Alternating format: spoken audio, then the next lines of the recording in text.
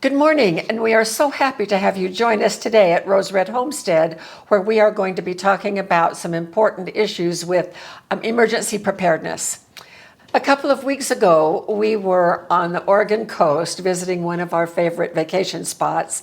And while we are there, one of the places that we really enjoy going to is Oregon State University's Hatfield Marine Science Center. We went twice. The second time was when Jim's grandson was visiting us down from Portland, and we took him to the Science Center. That day, they were having an emergency preparedness day, and they had several tables set up with all kinds of displays and some handouts. And I just grabbed one of each handout, thinking that it would be really good reading for our trip home, which it was. And I learned some things about how Oregon prepares its citizens for a variety of emergencies, one of which is, of course, a tsunami. In the literature that I got from those handouts, several of them had an opening paragraph that explained the peril that people living on the coast need to be prepared for. About 70 to 100 miles off the coast in the Pacific Ocean, for 600 miles along that coast from Northern California up to British Columbia, which would include parts of California, all of Oregon, all of Washington, there is what is known as the Cascadia subduction zone, where the Pacific plate is meeting the North American plate. The land rides here. The Pacific is an ocean plate, and that ocean plate subducts, which means it goes under the Northern American plate.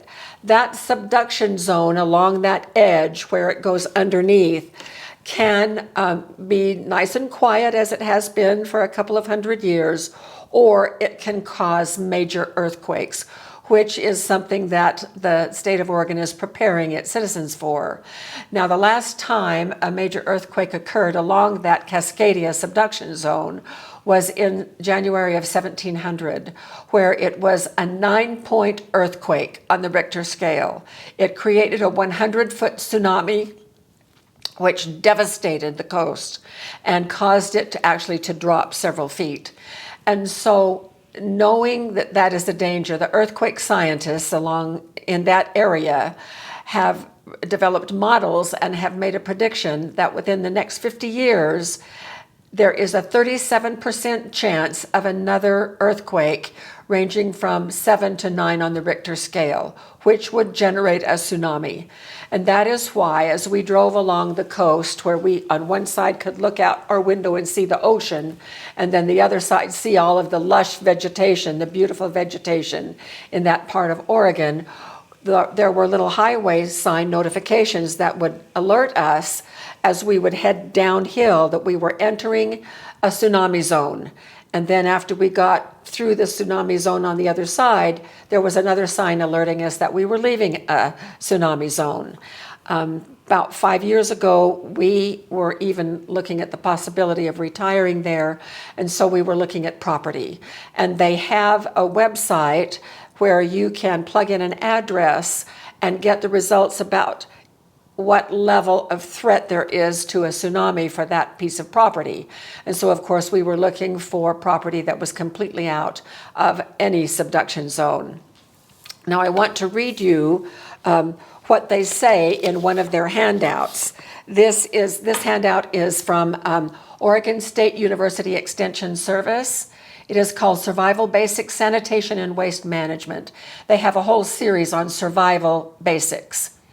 The Cascadia subduction zone earthquake will cause, they are looking at that possibility as if it truly is going to happen, which it will cause heavy damage to our water and sewer systems, rendering them unusable for weeks, months, or for some communities, years. So what will we do when our toilets, sinks, and plumbing systems don't work? Does your household have the material needed to create a safe and functioning hand washing station and toilet facility for your family? And then it goes into exactly what their recommendations are, using fairly common household goods. Now, that kind of devastation can, of course, come from a tsunami or an earthquake, we live in an inland earthquake zone right here. We are about 400 years from our last major earthquake and well overdue for a big one along where we live as well. There's a whole series of small faults all north and south through the state of Utah along the Wasatch Front, and then down here along the hurricane fault zone. And so in taking a look at what they recommend, I found it to be very, very practical and very useful. And it is the same system that is widely recommended. We made a video 4 or 5 years ago on bug out buckets, and I remember in that video we talked about how we could take the contents out of one of our 5-gallon buckets and using a pool noodle slit halfway, that we could then fit that pool noodle around the edge of the bucket so that it would be more comfortable sitting on, and then just to put a board over the top. That was pretty primitive. These are a little bit more sophisticated, and I learned a lot by reading this article, and I'm going to share with you what their system is. So let's go ahead and review just exactly what Oregon State recommends, and their recommendations are echoed in other places as well. So I want to start with the two things that we're going to be covering today are toilet issues and hand washing issues. So I want to start with hand washing. Now I'm going to move these beautiful roses that Jim got for me a couple of days ago. He's so good about doing that. So the recommendation is to have 2 hand washing places in your house. One in the kitchen for food preparation and the other in the bathroom to encourage hand washing there as well. So the setup generally is if plumbing is completely disrupted, we need to have like this 5-gallon bucket filled with water. And of course there's no water in this. If there was, it would weigh 40 pounds and I couldn't do this to it. But this one has a spigot on it, and I have the spigot over the sink. What we'll want to do, because if we can't allow the water to go down through the plumbing if the plumbing is broken, so we will either have to put a catch basin. Now this sink is large enough right here that I can have a nice catch basin down here, but that water weighs a lot, and having to hand empty it would be a little bit tedious. So the alternative is to disconnect the plumbing down below, put a 5-gallon bucket underneath so that when the water goes down the sink, it doesn't go through the plumbing, but rather it drops right into a 5-pound bucket. And then we can empty that bucket outside in the garden. It is never recommended to try to sanitize gray water, which is what that would be, in order to acquire drinking water. We need to be storing enough water or acquire drinking water from other sources that is safe to drink. So that water is nonetheless very valuable, and we will be using it in a couple of ways, and one of which is in our bathroom system that I'm going to talk about right now.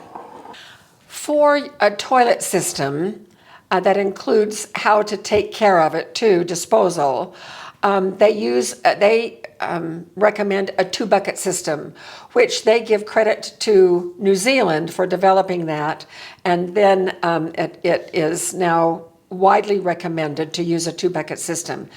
And the thing about this is that it pretty much uses regular household materials. You don't have to buy too many specialized things. But here are the things that you need to have on hand. 2 5-gallon buckets, clearly marked pee and poo, or other terms that your family may recognize.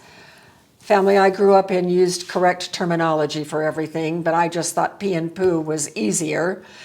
Quicker, and clearly labeled. Now we did purchase toilet seats that work well on a 5-gallon bucket. They snap into place, and then you can see that they just allow a comfortable place to sit with a lid that can be almost airtight if that's what you would like. The other things that they recommend are heavy-duty plastic bags, and I had a difficult time finding 13-gallon plastic bags to fit these 5-gallon buckets that were 2 mils or 3 mils thick. The ones that I could find online were just under 1 mil thick, but these are made of bamboo. And they are very, very sturdy. They are very highly recommended. This is a hefty product. It is ultra strong, blackout, clean burst, which means that it has a deodorizer already in the plastic. The toilet paper is RV type toilet paper that disintegrates in water very, very easily. And then when you are ready to empty the buckets, a box of rubber gloves. And these are called nitrile exam gloves, and they're available at Costco. Then the last thing that you're going to need for the poo bucket is some kind of carbon material to cover over the feces after you're done. And they recommend wood shavings, sawdust, shredded paper, bark chips, or peat moss. Any of those are biodegradable, which makes it very nice. In some of the other literature that also uses a two-bucket system, they say pelletized wood is also good. So Jim and I went to the farm store and we found this. We found some pine pellets used in horse bedding to help curb odor. And then also we use this pine shreds, the shredded pine, that probably it would be our preference because it says to drop in about a half a cup to cover the material after you've finished with the poo bucket so that the flies can't get to it and it is completely covered to curb the smell. Now, ordinarily you would think that you would want to have this bucket lid go down and be airtight. Well, that's not the case. You want to, for the poo bucket, to leave it open to the air a little bit so that the fecal material will dry out. Now, we have coyotes here where we live. And when we walk, and they come into our property from time to time, when we walk out on our property from time to time, we will find coyote scat. That has been there for a while, and we live in high desert with hot temperatures in the summertime, very, very dry air. And that scat, that fecal material, has completely dried out. There is no smell to it. If you step on it, it just almost crumbles. So that's kind of what we want to do inside this poo bucket.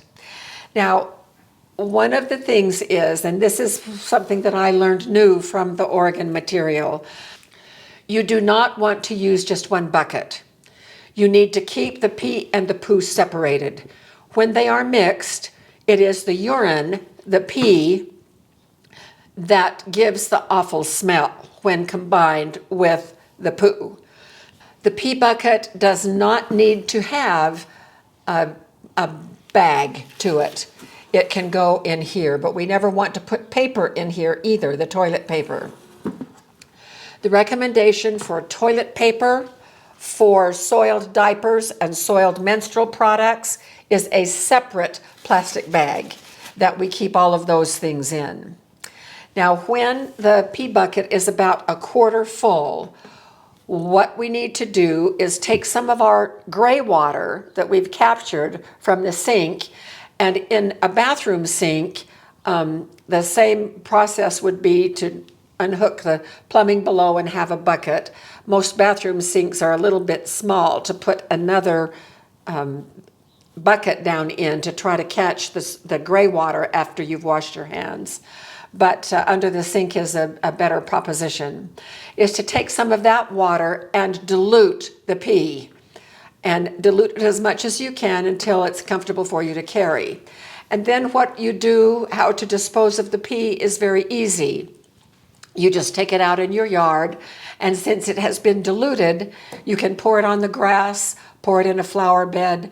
We have a gravel driveway we could pour there. We have a lot of land. We won't have problems finding a place where we can dispose of that liquid. Poo bucket is a little bit different in terms of disposal. Notice that we have this bucket is completely lined with a 13-gallon bag. Underneath this bag, I have folded several more bags to have down there underneath. That is a trick that hotels use. You pull out one trash bag, there are others underneath ready to go. And so I've used that trick here because you will want to double bag, and you can have this fill up to about half full and have things dry out as much as possible. And then you double bag it, and with your rubber gloves on, you double bag it, tie it down tightly, and then this needs to be stored in a separate container, a very large garbage bin, a container that you might build yourself that keeps wild animals out of it and flies out of it. And then this just has to accumulate until your community waste management system has a regular pickup, or maybe they will develop a place where you can drop that off. Human waste must be disposed of in very particular ways. And so we need to be mindful of what our individual communities would expect of us. If you live on a larger piece of property, you might want to build a latrine, but be sure that you contact your local health offices to know exactly how many feet.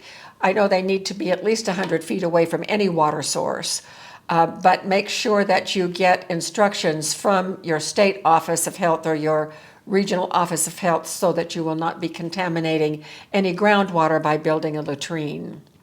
Where you would place these two buckets would need to be in a private place, either an existing bathroom where, of course, you would not use the toilet, but you would use these two things, and along with a hand washing system. Now, they also remind us that in situations where our plumbing might not be working and we would have to use these alternative systems, to wash our hands as often as possible. After going to the bathroom and before any food prep, after working with anyone who might be sick, and then to be sure that we use a sanitizer, wiping off the lids here, and also the spout on our clean water system, keep it sanitized and clean. These are health tips, sanitizing health, cleanliness health tips that we need to be reminded of, because even though we are all very health conscious and know how to keep our kitchen counters clean and everything else, this is a new situation where we need to be reminded other places where germs might gather that we would need to be aware of and keep sanitized.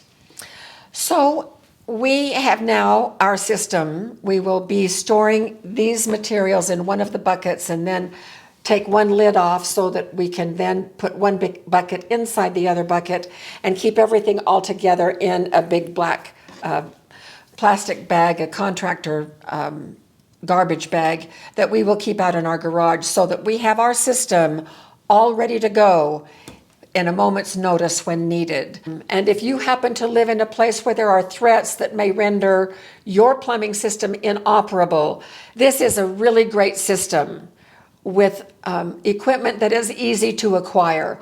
I will put the link for these toilet tops in the description of this video so that you can check these out if you want. I believe they were $7 a piece. Well worth it, I think. Thanks so much for being with us, and we will see you soon for more videos.